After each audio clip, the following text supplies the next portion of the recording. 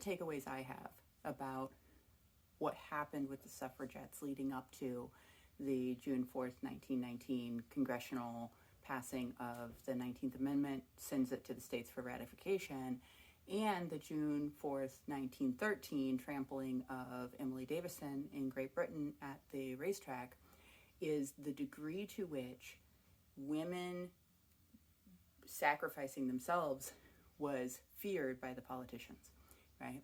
The fear of creating martyrs publicly was so great because women who were suffragettes were not putting other people at risk. A lot of political movements, there's this balance between polite politics and putting other people at risk, right?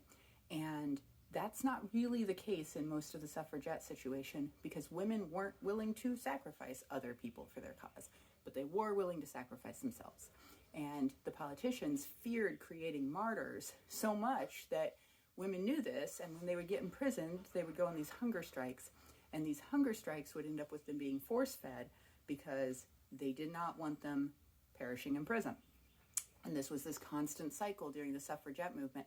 In Great Britain, which the Great Britain and the United States, their suffragette movements are like kind of complicatedly intertwined, right?